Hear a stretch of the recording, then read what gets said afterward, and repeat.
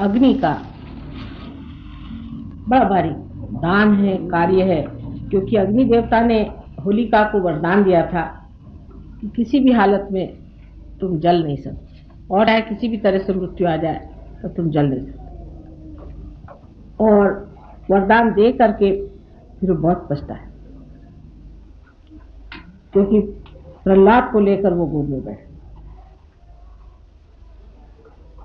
अब अग्नि देवता के सामने प्रश्न पड़ा, धर्म का प्रश्न, कि मैंने इनको वचन दे दिया कि मैं तुमको लाऊंगा नहीं, और इस वचन को मैं अब कैसे भंग करूं। और प्रहलाद तो स्वयं साक्षात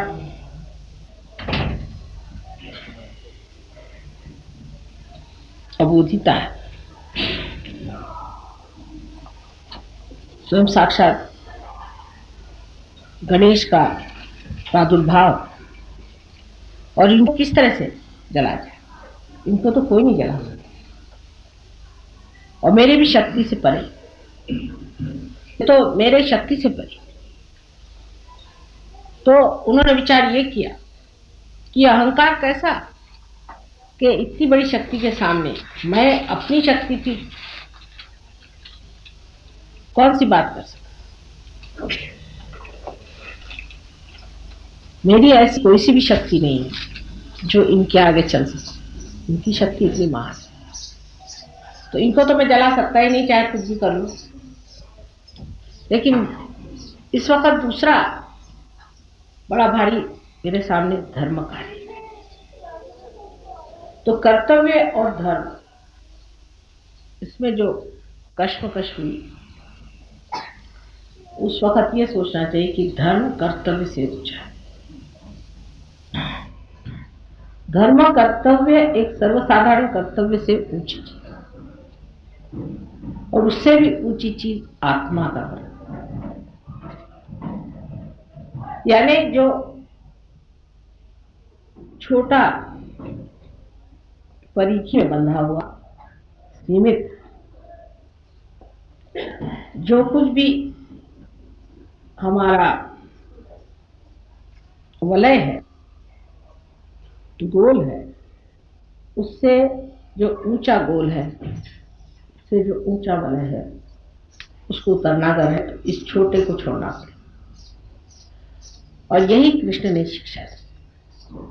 कृष्ण ने कहा कि अगर आपको हित के लिए झूठ बोलना पड़े तो आप झूठ बोल, सच बोलने की बात ठीक है, लेकिन किसी ऊंची चीज के लिए नीची चीज को छोड़ना पड़े। जैसे कि कोई आदमी आप अंदर आ जाए और किसी को मारना चाहता है, खून करना चाहता है, एक तो उसके अधिकार चेष्टा, उससे आपने पूछा ये महाशय ऊपर है, तो आपने कहा कि हाँ है, मतलब सच कह दिया, सच कहना चाहिए, सच कह दिया, तो वो जाके उसको मार डाले। लेकिन उनकी जान बचाना ये बहुत ऊंची चीज, वो बहुत महत्वपूर्ण बड़ी चीज, उस बड़ी बात के लिए, बड़े ध्येय के लिए ये छोटे जो चीज है इनको छोड़ना पड़े। यही कृष्ण ने अपने जीवन में आकर बताया। कृष्ण के जीवन को बहुत कम लोग समझ पाए, क्योंकि उस जमाने में धर्म की ये दशा हो गई थी कि लोग धर्म को बहुत ही ज्यादा गंभीरता पूर्वक, बहुत उसको सीरियस बना के सब ढुढाचार्य बने कि धर्म बहुत सीरियस चीज, इसमें आदमी को जो है बिल्कुल सीरियसली सब करना, क्योंकि कर्मकांड बढ़ गए। अब कर्मकांड करने में बड़ी आफत रहती कि अगर आपने इधर से उधर दीप जला दिया तो भगवान जी नाराज, इधर से उधर आपने अगर उदबत्ती जला दी तो भगवान जी नाराज, अगर लेफ्ट हैंड से आपने कुछ कर दिया तो गया। इन सब बातों की वजह से लोगों में कंडीशन हो गई, और उस कंडीशनिंग की वजह से लोग बड़े गंभीरतापूर्वक धर्म करने लगे, इतने गंभीर हो गए कि उसका आह्लाद, उसका उल्लास सब खत्म। तो राधा जी की जो मेन शक्ति थी वो थी आह्लाददायी, सबको आह्लाद देना, ये उनकी मेन शक्ति, और इसीलिए उन्होंने फिर होली का त्योहार, कृष्ण ने आकर के जितनी भी पूजाएं थी सबको बंद करके और कहा कि अब पूजा वूजा मत करो, तुम उस आत्मा की ओर बढ़ो जिसको तुम्हें पाने का। और छोटी छोटी चीजों में मत खोना, क्षुद्र चीजों में नहीं खोना, लेकिन ऊंची चीज के ओर अपनी दृष्टि लगाए। अब जो आदमी, मैं तो बड़ा झूठ कभी बोलता नहीं था,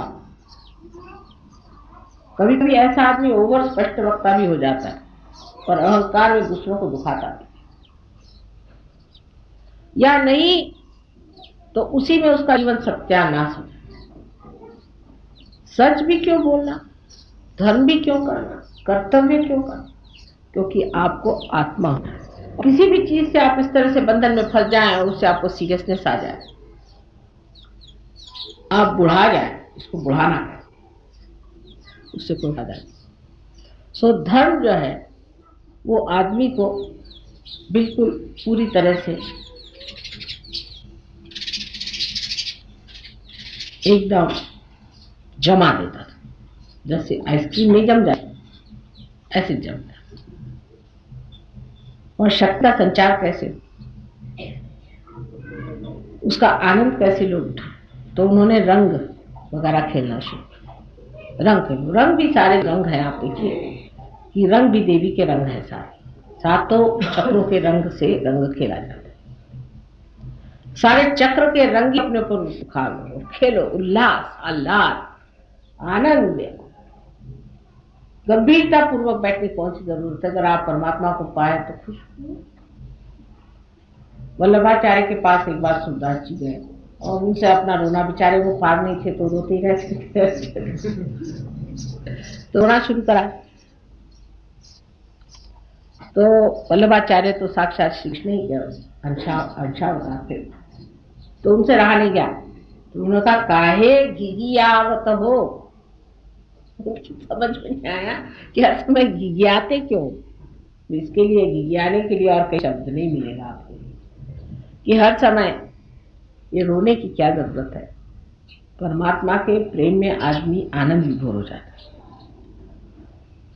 लेकिन ये अंदर से आने वाली एक आह्लाददायिनी शक्ति है जिससे होना चाहिए, न कि ये कि बहुत से लोग आजकल ढोलकी लेकर के और बजाते फिरते हरे राम हरे कृष्णा, उस तरह की चीज नहीं। ये उसकी कॉपी है, जो मैंने कल कहा कि रियलिटी और कॉन्सेप्ट में बहुत अंतर है। जो असलियत है उसमें आदमी विभोर होकर के खुश होता है, उसमें कोई अश्लीलता नहीं, कोई गंदगी नहीं है, उसमें कोई जानबूझ करके नाटककारी नहीं है। अंदर ही से आदमी खुश होकर के आह्लाद और उल्लास को महसूस करता है, और वही चीज जो है बाद में अनेक आघातों से भी दुखदायी हो गई। सब धर्मों में इसी प्रकार होते हैं। जैसे कि मुसलमानों में आपने देखा है कि वो लोग मारते हैं अपने, खाए हुसैन हम न हुए, सुना होगा। मैंने रोने वाला धर्म, ये धर्म नहीं है। जब धर्म में रोना है तो ऐसे धर्म में क्या बताने का, ऐसे तो रोना ही होता है। सो दुख पाने वाला और दुख देने वाला धर्म हो नहीं सकता। लेकिन सब धर्मों में ऐसी बातें आ गई, हिंदू धर्म में भी आ गई। मैंने ये कि जो आदमी बिल्कुल मरगिल्ला हो वही बड़ा भारी साधु संत मानने लगे। देखो मरगिल्ला होना चाहिए, उसकी हालत ये होनी चाहिए कि उसको एक उद्विग्नता होनी चाहिए, और वो ऐसी दशा में होना चाहिए कि आधा पागल आधा अच्छा। कभी उठा डांस करना शुरू कर दिया, या कभी रोने को बैठ गया, दुबला पतला हड्डियां, उसकी पिचका हुआ मुंह, 50 उसमें झुर्रियां पड़ी हुई, आंखें बिल्कुल बल्ब के जैसे बाहर, तेज तंदुरुस्ती चौपट, और हर तरह की उसमें दुर्दशा। ऐसा आदमी कभी धार्मिक नहीं होता। प्रसन्न चित्त, खिली हुई तबीयत, खुला हुआ हृदय और प्रकाश जैसे उसके अंदर से। तो होलिका का दहन बाद, जैसे मैंने कल कहा, आज से यही तय कर ले कि अब होली जो है ये दिवाली हो जाएगी। इसका आनंद जो है विभोर होना। होली का आनंद सीमित, जबकि हम एक ही होलिका जलाते हैं, लेकिन फिर वो कलेक्टिव कॉन्शियसनेस में बहता है। जैसे हर आदमी, चाहे वो चमार हो, भंगी हो, घर में कोई भी हो, तो जैसे हमारे खानदान में लखनऊ में जहाँ के रहने वाले हैं, जमींदार लोग हैं ये लोग, तो मजाल की जमादार बेचारे अंदर भी आ जाए घर के अंदर। वैसे तो इन लोग के ऐसे कि तुम दहली पे क्यों आए, ये हद होती थी पहले।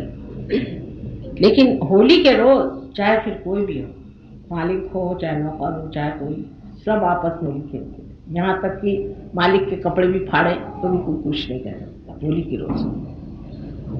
और इस तरह से एक समाजवाद और एक सामाजिक खुशी का त्योहार अपने देश में शुरू। पर जैसे कि